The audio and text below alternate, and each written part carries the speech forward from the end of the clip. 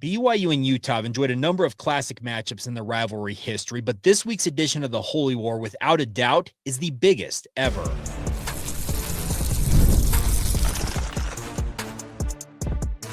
You are Locked On Cougars, your daily podcast on the BYU Cougars, part of the Locked On Podcast Network, your team every day.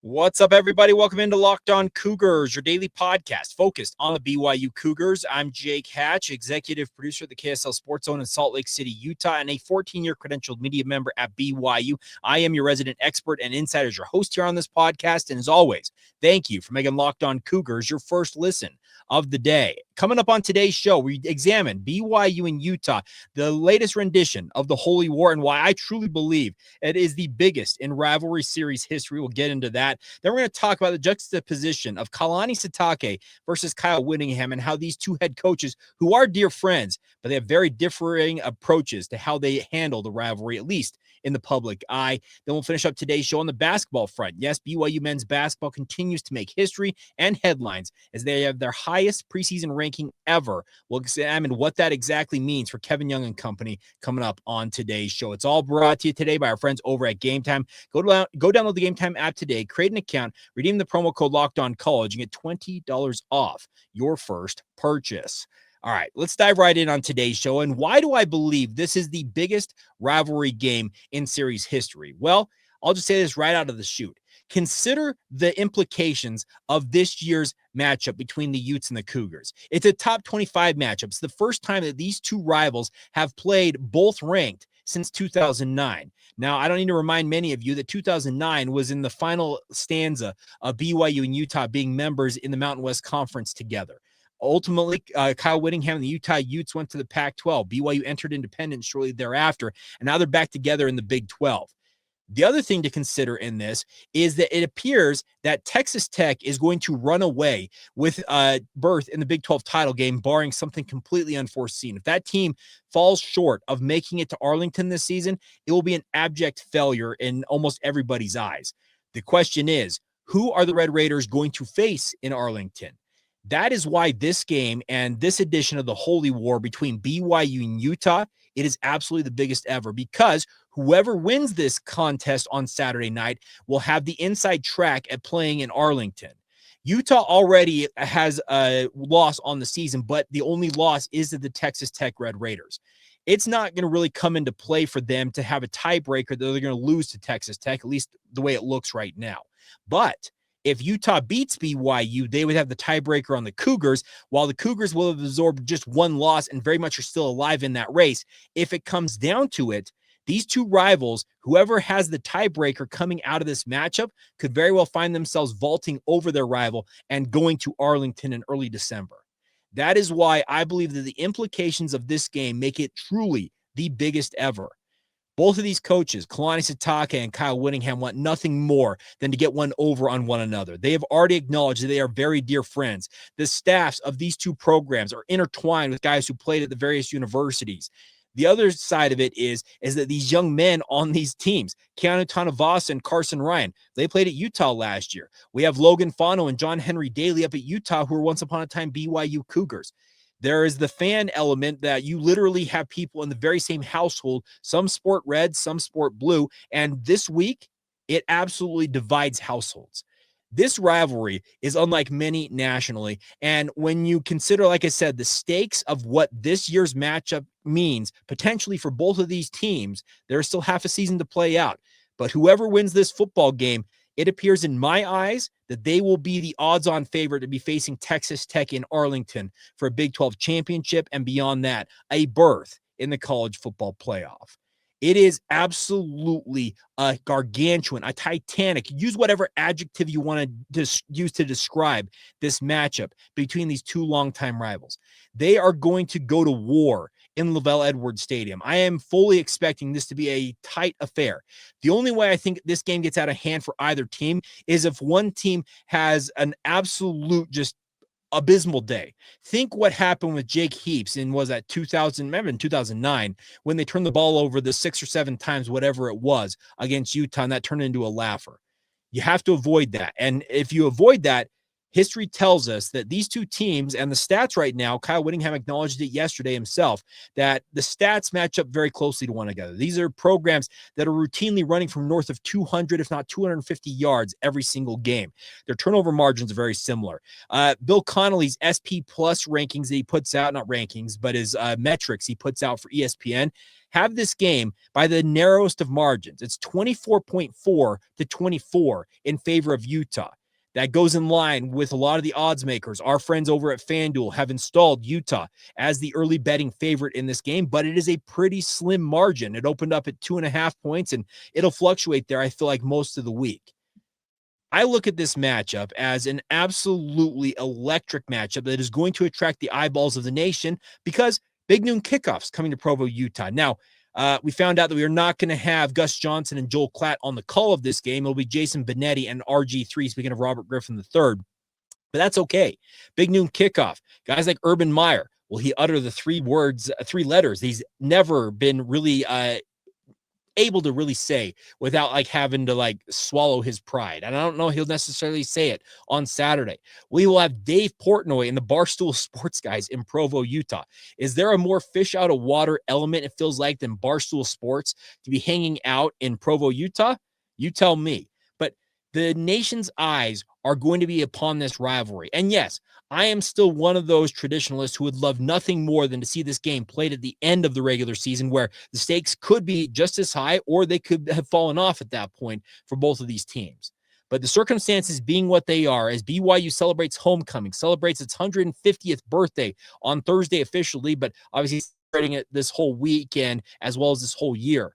There are so many implications on this individual game that doesn't need to have much hype added to it, because you and I both know, if you're watching and or listening to this podcast, you know what this rivalry means to this community, to these two fan bases, to these two programs, to the players, the coaches, the administrators, literally everybody who has any involvement whatsoever. It is a 24/7, 365 rivalry that doesn't really exist in the Western United States. This is the type of rivalry that would fit very nicely in the likes of the SEC or in the Big Ten. It is that electric, that domineering, and I, for one, cannot wait to see it play out on Saturday night. Who is going to win? I don't know yet. I am still going back and forth and kind of analyzing the numbers myself, but it is very, very close if you believe the analytics. But the old adage is, when you get two rivals together, what do? You toss the records out the window. But we do have a 5-1 Utah Utes squad ranked 23rd, and we have a 6-0 BYU team who is ranked 15th in the country, and they are on a collision course Saturday night at LaVell Edwards Stadium, and we'll see how it all plays out. But once again, whoever wins this game, they will have won, I believe, the biggest rivalry game in series history. And more importantly than that, they will have the inside track at playing in Arlington for the time being and a chance for Big 12 supremacy. All right, coming up next, we're going to juxtapose the two head coaches in this series, as BYU coach Kalani Sitake has a very interesting approach to how he approaches the rivalry, whereas Kyle Whittingham, it's kind of patented at this point how he goes about, going up against his alma mater. And we'll get to all of that as we continue on right here on Locked On Cougars. Today's show is brought to you by our friends over at Wayfair. Now, the holidays are going to be here before you know it, which is exciting, but getting your home ready for that, and celebrations can feel like a lot. Maybe your serveware needs a refresh, or the guest room could use new bedding. Wayfair has everything you need to get your home holiday ready, from Christmas trees and wreaths to bedding, cookware, and outdoor inflatables. It's your one-stop shop for every room in the house or even the outdoors. The best part about it is Wayfair makes it easy to personalize your home for the holidays with a huge selection for every style and every budget. And with free and easy delivery, even on the big stuff, you can get everything you need without the hassle of huge delivery fees. So get organized, refreshed, and ready for the holidays for way less. Head to wayfair.com right now to shop for all things for your home. That's WAYFAIR.com. That's Wayfair, every style and every home. Today's show is also brought to you by our friends over at FanDuel. Now, the NFL season is ongoing, my friends, and they have an offer, speaking of FanDuel, you do not want to miss. Right now, new customers can bet just $5, and if you win, you get $300 in bonus bets. That's right. Pick a bet, plop down $5, and if it hits, you unlock $300 to use across the website or on their app. The best part about FanDuel is it gives you all the different options you want to play when it comes to your sports betting. You can build parlays, player props, money lines, futures, odds, no matter what you're into, live game, in-game betting, you can do all of it with our friends at FanDuel. It makes watching football that much more exciting. We got a little something riding on the action. And whether you're just a casual fan or love diving deep into the analytics and stats, FanDuel makes the game day experience so much better. So what are you waiting for? Visit FanDuel.com to download the FanDuel app today and get started. Once again, your first $5 bet, if it hits, $300 in bonus bets. It's all courtesy, once again, of your friends over at FanDuel. Thank you once again for making Locked On Cougars your first listen of the day. Hope you all are doing fantastic out there in Cougar Nation. I was at a race for my daughter yesterday. She is in a running club. It's like a junior cross country for what I consider it to be for elementary schools. And I met two true everydayers of the podcast. I want to give a shout out to Dan Austin and Jeff. I believe it's Gaucher. Jeff, I apologize if I got your last name wrong, but they both said hi. Their kids were also competing in this cross country series, and I appreciate them dapping me up and saying hello. I also want to give a shout out to my younger brother, McKay. It is his birthday today. So McKay, I know you listen and watch often. So happy birthday, my man. Hope you have a fantastic day, and we sure love you. All right.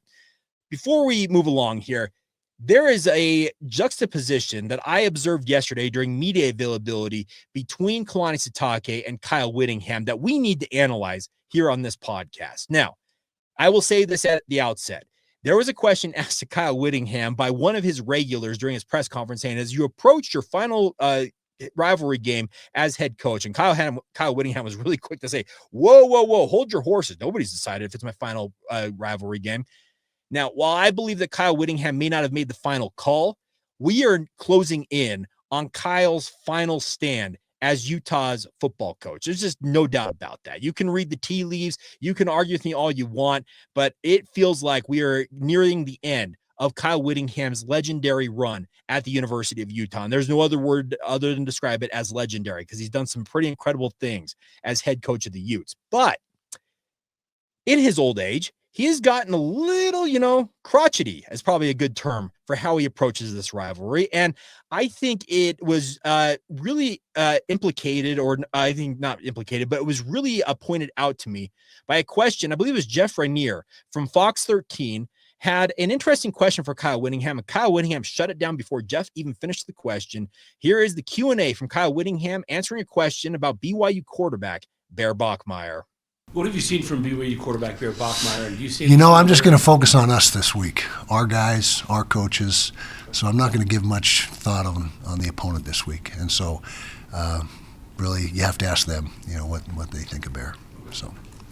Now, Kyle, I understand, wants to focus on its team. I absolutely believe that to be true. But I also believe that Kyle Whittingham, there is one thing, not one thing, there are two things I believe that brought him back as head coach of Utah this year, because I do believe that there was some thought in his mind about wrapping it up and hanging it up last season had things gone differently. Had a guy like Cam Rising stayed healthy, he may have ridden off into the sunset with that being his final run as Utah's head coach. Well, anything other than ordinary happened for Utah last year. They struggled mightily, and obviously losing to BYU and losing in what they consider to be controversial fashion, that obviously, I think, necessitated in his eyes a return to restore Utah to what he believes it should be at before he hands it off to Morgan Scalley. Well, I believe that Kyle Whittingham has every intention of coaching his you-know-what off this week to get a win over BYU, because I do believe that he could step aside at the end of the season, and he wants to go out a winner, and he wants to go out a winner over his alma mater, speaking of BYU. Now, that answer and the question and answer about him saying, I'm focusing on my team. He didn't want to talk about Bear Bachmeier whatsoever. Well, let's consider what Kalani Sitake did with a very similar question. I believe this was from Dana Green from ABC4. And he was asked about Devin Dampier. And here's what Kalani Sitake's Q&A about the opposing quarterback went like. And then I wanted to ask you quickly just about Devin Dampier. I mean, he is fully healthy again. This is a guy that can beat you with his legs and his arm. What do you see from him? How special of a quarterback is he? Yeah, super talented, and he's tough, man. He has great vision, and that's in the passing game and in the running game. He's an efficient player. So when you look at his stats, I mean, he knows where to go with the ball. And he's well coached. I think Jason Beck's done a great job tutoring him, mentoring him, and there's a reason why they brought him, with him. And so I think he looks really comfortable out there, and whatever you need him to do, he's willing to do it, and super tough. I think a lot of attention will go to his legs because he can run. But he can throw too, and I like this overall presence on the field. Definitely respect what he does, and he's going to be dangerous. He's got our attention. I know Coach Hill and the rest of the coaches are trying to find ways to try to see if we can disrupt his timing and disrupt everything that he can do positively on the field. But that's easier said than done. He's a really good player. He's tough, and then you complement that with a really talented O-line, very athletic and tough, and then tight ends that can block, receivers that can catch the ball, all that stuff. They got a really good team on offense, and then you already know how I feel about the defense and defense coordinator with Morgan Scally. He's a good friend of mine, and all the coaches that are there that I know really well, Lewis Powell and all them. Those are my guys, But this is when it comes down to it. We're not the ones playing the game. We had our moments already. We're old has-beens or never was, but it's kind of fun to see these young guys get after it. And I'm a little jealous. They're in the Big 12 and they get to do this. We were in the WAC in the Mountain West when we got to do it. So this is a really cool upgrade for the rivalry game. There's Kalani Sitake. Can you kind of tell the difference between these two? Kalani treats this rivalry much like his predecessor and his former head coach, Lavelle Edwards, did. He is collegial. He is very straightforward at acknowledging everything that Utah meant to him in his coaching career, because he spent a decade up there, starting out as a position coach and ultimately ending up as the defensive coordinator under Kyle Whittingham. He had a great run at Utah, and now he's done some incredible things. We talked about it yesterday, if you're an everydayer here on the podcast, about what he's meant to BYU and now his decade-long tenure as BYU's head coach. But the approach that Kyle Whittingham takes versus Kalani Sitake couldn't be more different. Kyle, I believe, absolutely has every intention of putting everything he's got into this game to win it. Well, Kyle Whittingham may have that intention, but Kalani Sitake, he also has every intention of doing that, but it also speaks to how Kalani Sitake approaches this versus Kyle Whittingham. Here's more from Kalani Sitake yesterday on how he and his coaching staff are approaching this all-important rivalry game. Looking at the rivalry week, it is what it is. I mean, it usually comes at the end of the year. We're all used to that, but this is a fun game. And so the fact that there's connections and that we're familiar with them and they're familiar with us, it just makes it even more fun. I don't know if the attention's any different, because I think we're all professionals. I think you look at their side, they're going to do the same thing. When it's all said and done, the guys on the field are the ones that make the plays, and so we all become fans when they're out there playing the game 11 on 11. So I like to think that we're all professional about it. It's not like we're sinking everything we got into this one. That's what we do all the time as professionals in our jobs, and this week just like every other week. But we know the implications and the attention that comes to this game. I love that answer from Kalani Sitake. It was absolutely the right answer. And I think it speaks to exactly how he approaches this. He says, we're not putting all our eggs in the basket of this game individually, but you can guarantee we are not taking it as if it's every other game out there. That can come off as you can think that, hey, you approach it the wrong way. No, Kalani Sitake knows what the implications of this game are. But I think that Kyle Whittingham, he wants nothing more than to win on his rival's home turf. And if it is his final run as head coach in Salt Lake City, he absolutely wants to go out a winner. And I think his comments about the rivalry itself speak more to how important this game individually, as it could be his final one in the rivalry's history, is to him. It's rivalry week. Got to go on the road. I guess it's going to be a big noon kickoff will be there, even though it's not the big noon game of the week.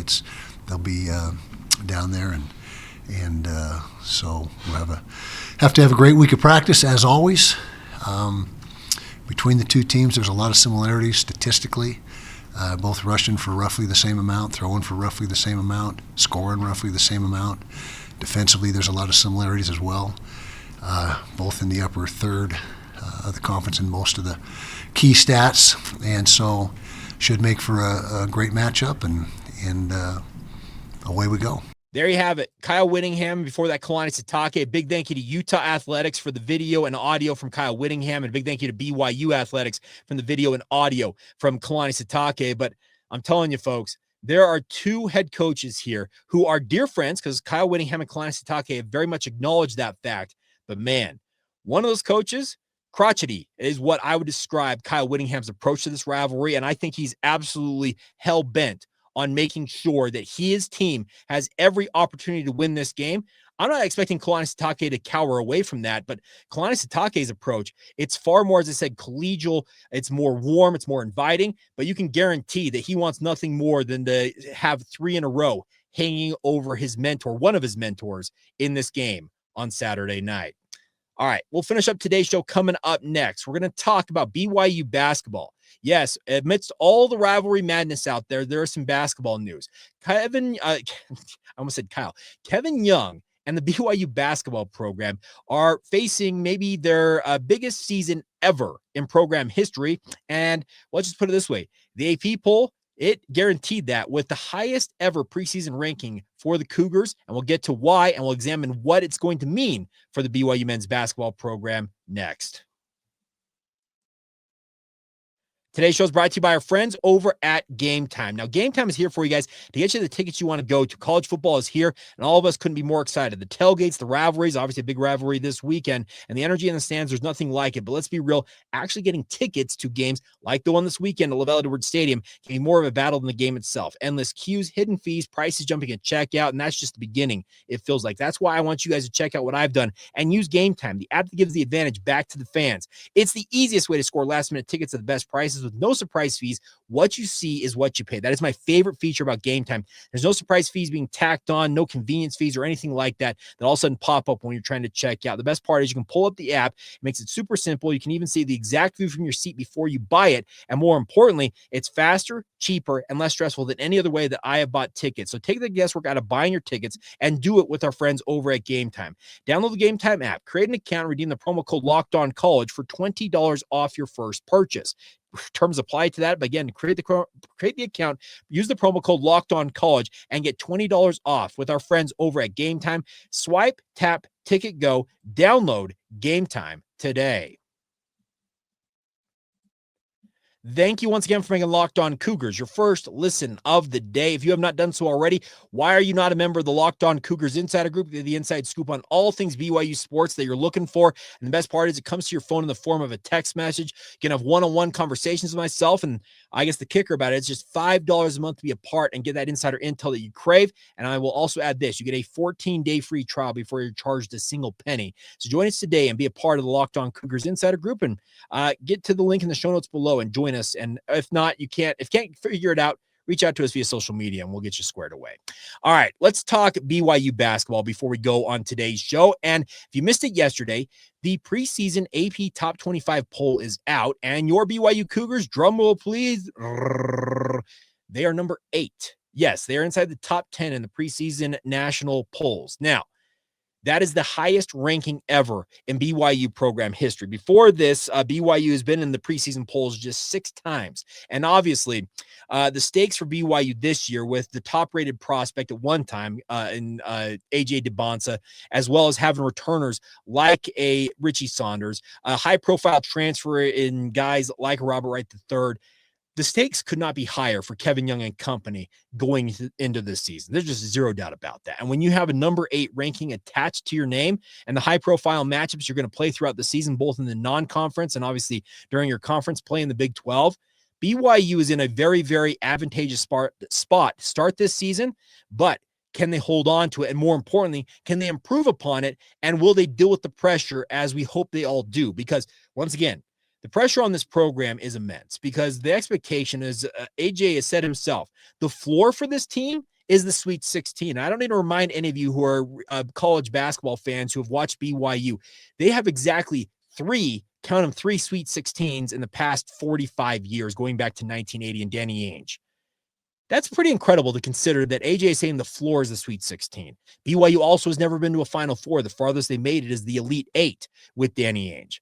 They are going to play in some pretty rarefied air if they can achieve what they hope to achieve this season. But the good news is they have the talent. There's just zero doubt about that. Kevin Young has gone about putting together a roster that can compete at a national level. He's got shooting, he's got rebounding, he's got on-ball defense, he's got true superstar talent in twin wing players in AJ DeBonsa as well as Richie Saunders that everything can run through in this program. He's got a rim rolling big who's got an incredible penchant for being a great defensive player in Keba Keita. Kennard Davis Jr., I think, is going to be that junkyard dog like a guy like Mawit Mag was a season ago for BYU, but with even more offensive arsenal than Mag had. Like I said, Robert Wright III, he's going to kind of be the spark plug that makes everything go in this, setting his guys up and dishing it off to guys, but at the same time, being unafraid of taking over in big moments if the need calls for it. I love the fact that BYU is making history once again with their highest ever preseason ranking because it's well-deserved. They have put together a program, and they've done it in extremely short order, considering when Kevin Young finally arrived in Provo. We're about not even a year and a half into his tenure. And to consider where he has been and what he's accomplished already, what's the ceiling? And I don't even want to consider what the ceiling is because it should be undefined right now. Everything is out there for BYU to go out there and seize it. Yes, they could fall flat on their face and things could go absolutely awry. There is zero doubt about that. But the way things look right now, BYU basketball looks like they are going to be an absolute force in the Big 12. They're going to be a force nationally, and the number 8 preseason ranking backs all that up.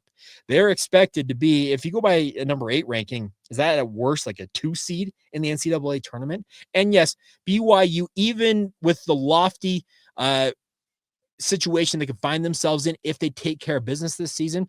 We all know that the seeding situation and the no Sunday play policy for BYU, that could come into play in terms of knocking BYU down a seed line potentially.